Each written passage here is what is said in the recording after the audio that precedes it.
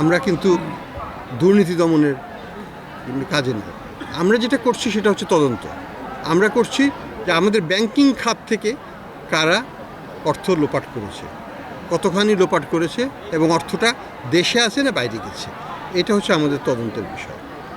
এখন এই তদন্ত চলমান আছে। এই তদন্তে যদি কারো অপরাধ ধরা পড়ে তার বিরুদ্ধে ব্যবস্থা নেওয়া হবে। এতে দুই ধরনের ফার্ম আছে, একটা হচ্ছে সরকারি প্রতিষ্ঠান, একটা হচ্ছে বেসরকারি লিগ্যাল ফার্ম। সরকারি প্রতিষ্ঠানগুলোর সাথে আমরা দ্বিপাক্ষিক চুক্তি করতে যাচ্ছি। আমরা ড্রাফট হয়েছে, সাইন করা হয়নি, আমরা যাচ্ছি এবং বিভিন্ন দেশের সরকারি প্রতিষ্ঠানের সাথে। আর আরেকটা গ্রুপ হচ্ছে সিভিল স্যুট করার জন্য, এটা হচ্ছে ক্রিমিনাল কেসের জন্য সরকারের সাথে সরকারকে থাকতে হবে, আর সিভিল কেসের জন্য আইনের আমাদের লয়ারের সাথে চুক্তি করতে হবে। তো সেটাও আমরা করতে যাচ্ছি। আমরা প্রায় 25টা থেকে 30টা ল ফার্মের সাথে কথাবার্তা বলেছি, তারা তাদের প্রস্তাব দিয়েছে, আমরা সেগুলোকে রিভিউ করছি। আমরা হয়তো 1 মাস 2 মাসের মধ্যেই চুক্তি করে ফেলবো তাদের সাথে।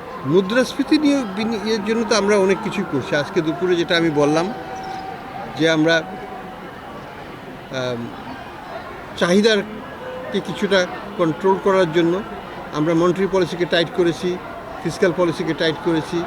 আবার সরবরাহ বাড়ানোর জন্য আমরা যেটা করেছি যে সব নিত্য প্রয়োজনীয় পণ্যের উপর কাস্টমস ডিউটি, ভ্যাট ইত্যাদি তুলে দেওয়া হয়েছে।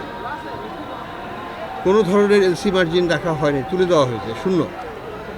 এবং সবাইকে বলা হয়েছে নিত্য প্রয়োজনীয় পণ্য আমদানির ক্ষেত্রে বিশেষ মনোযোগ দিয়ে ব্যাংকে এলসি খুলতে হবে। এর রেজাল্ট আমরা পেয়েছি। অক্টোবর থেকে জানুয়ারি মাস পর্যন্ত অলরেডি কিন্তু পণ্যের আমদানি 20 থেকে 35% বেড়েছে। তো এটা একটা ভালো দিক। আমরা মনে করি যে রোজার সময় পণ্য মূল্য আরও স্থিতিশীল হবে। ইনফ্লেশন 2% কমেছে, 1.5% কমেছে। ডিসেম্বর মাসে অর্ধেক পার্সেন্ট কমেছে, জানুয়ারিতে 1%-এর উপর কমেছে। আমরা আশা করছি যে 7 থেকে 8% হয়ে যাবে জুনের মধ্যে, by the end of June.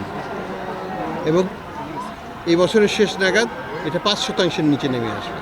এটাই আমাদের লক্ষ্য, এটাতে আমরা কাজ করছি, ইনশাল্লাহ ফল পাবো।